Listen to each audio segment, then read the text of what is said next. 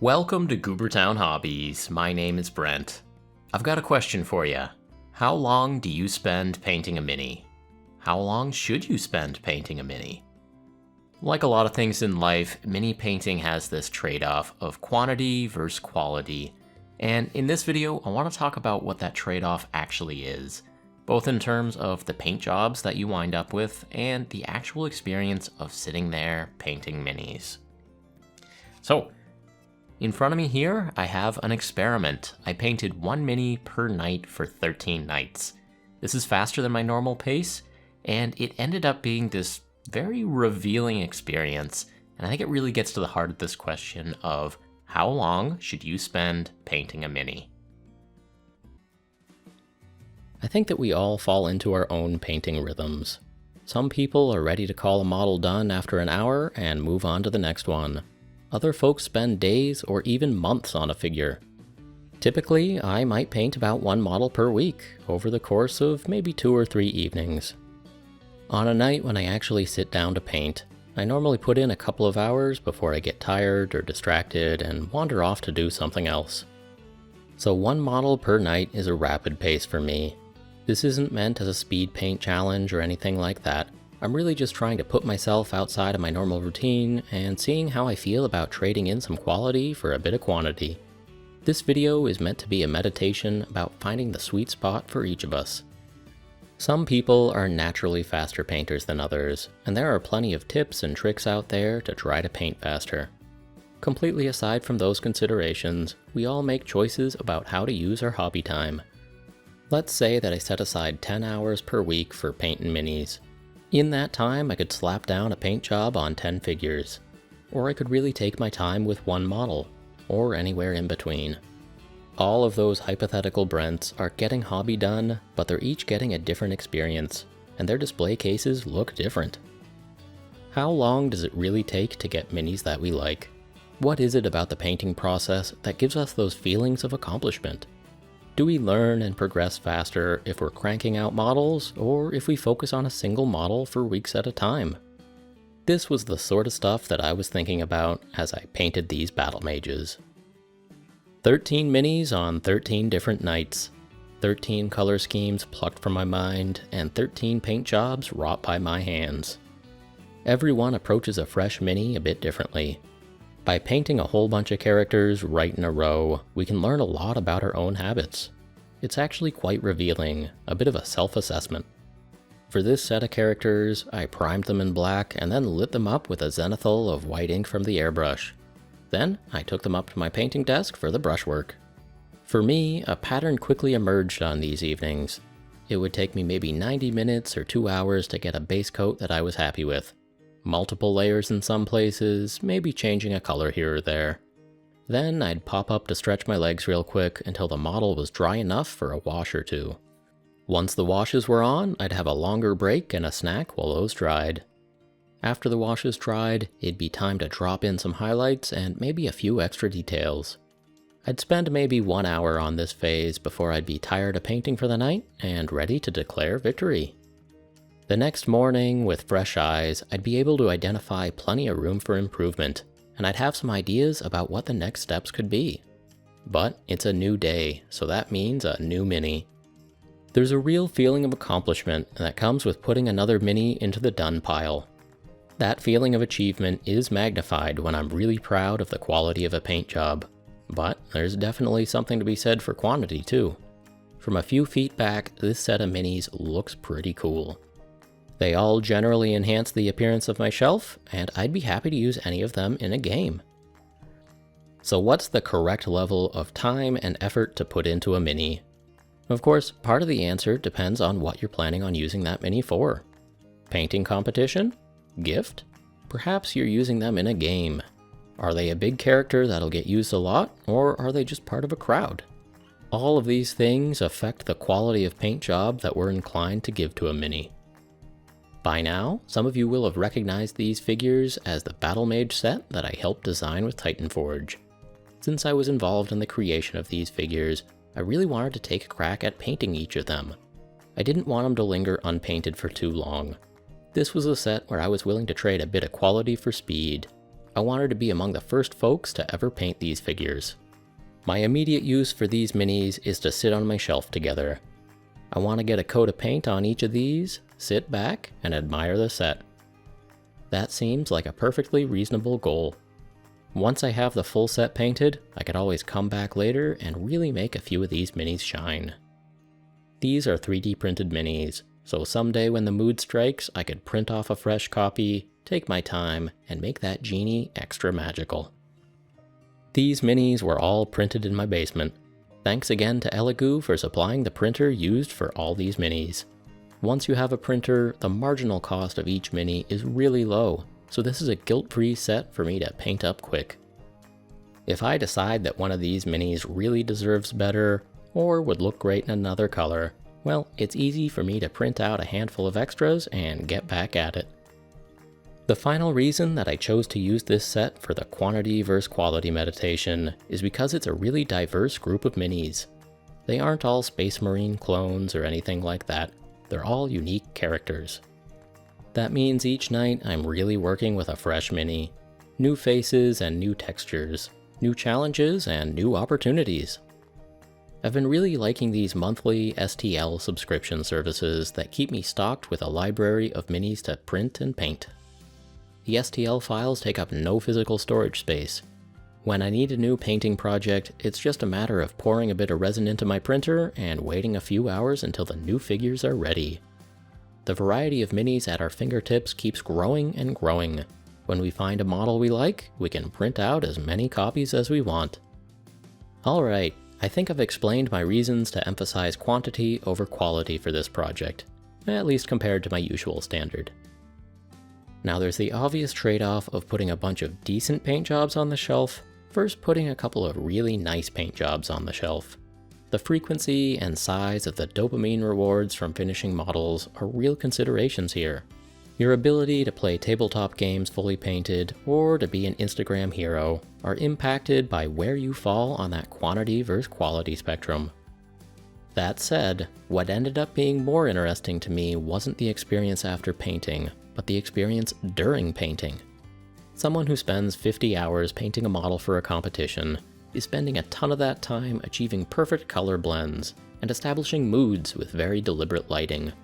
They might also be drawing freehand banners and tapestries and floral print pants.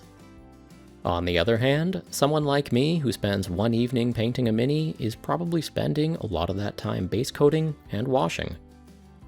It's a question of what type of painting you like to do. Painting a single color jacket can be fun, and presumably, so can painting an intricate plaid patterned kilt. But they are two very different types of painting.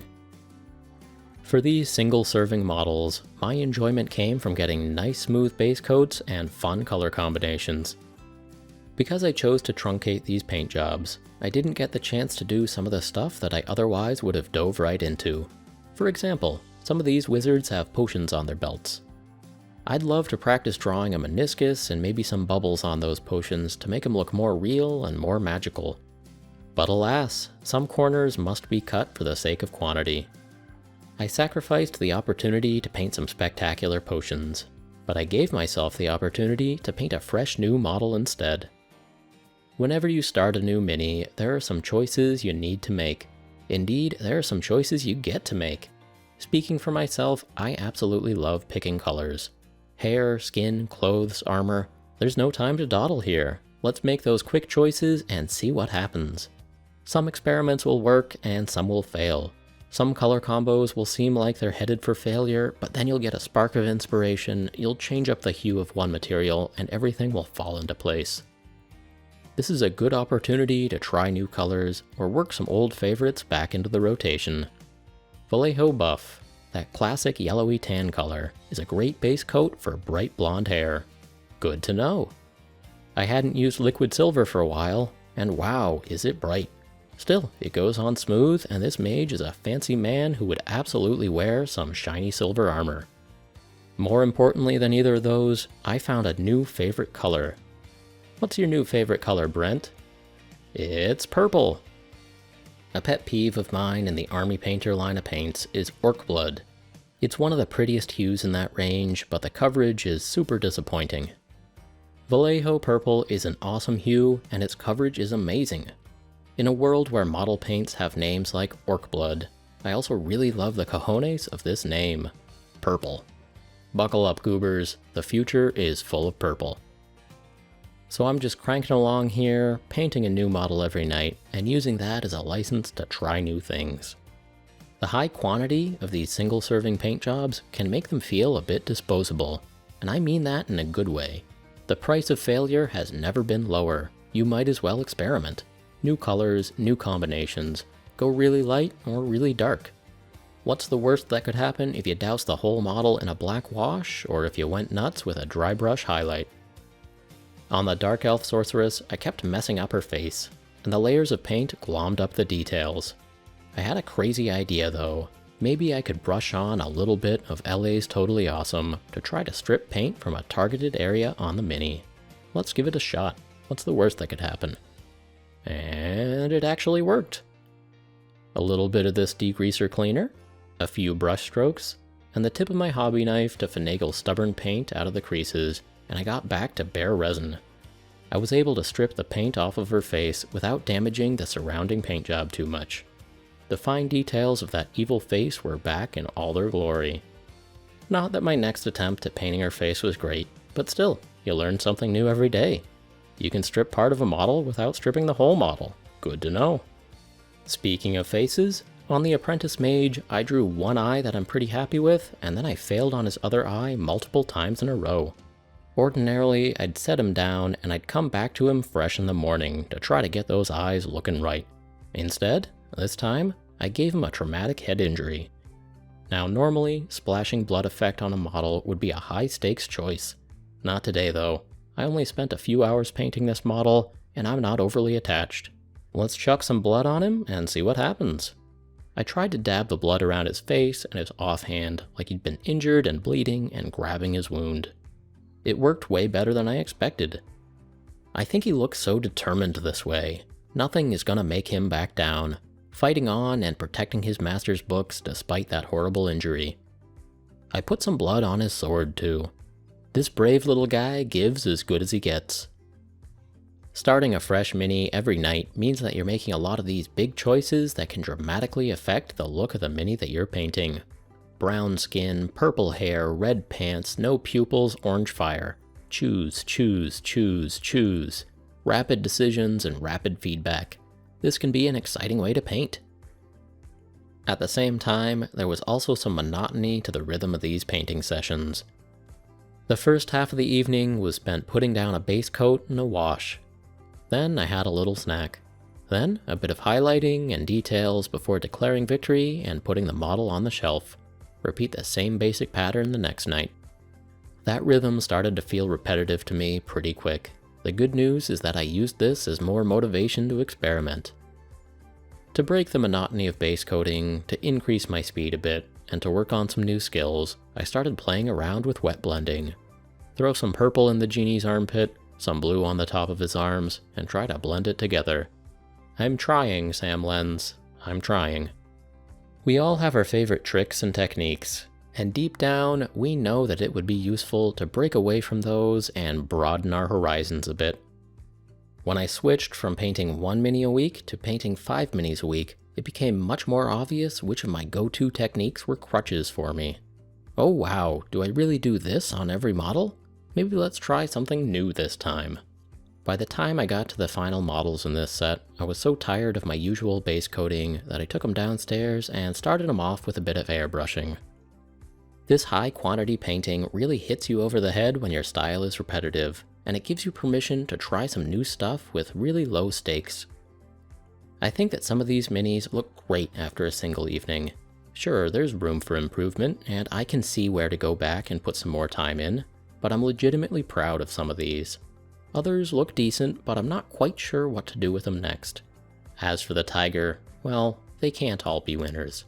Maybe in a few years I'll print off another one and try again. There were a few minis that still looked unfinished to me after a long evening of painting. I think this dark elf could actually be pretty cool when I finish her up though. I think we're onto something with that color scheme, but it still needs to be tidied up and given some highlights. She needs another night or two of work, and that's okay. One evening was enough to learn a bunch from this figure and to establish her general look. Still, these minis look awesome when they're all posed for a group shot. Each of these was a fun, worthwhile night of painting. A few of these models are still calling to me, and maybe they'll give me some more happy hours at my hobby desk.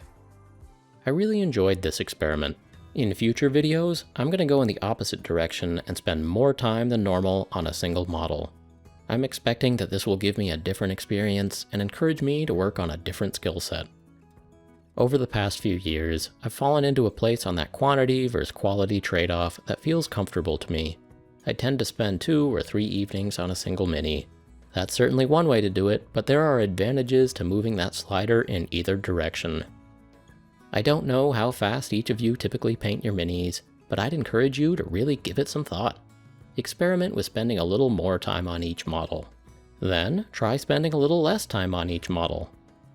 I think this exercise really lays bare our strengths and weaknesses as painters. It can point us in the direction of some valuable next steps in our painting journey. Where should we be spending more effort, and when do diminishing returns start to set in? Every point on that continuum comes with its own feel and its own set of rewards. Maybe change things up a bit. You might learn some new techniques. Even better, you might figure out which aspects of painting you truly love. Try to put your finger on what it is about this hobby that gives you the most enjoyment.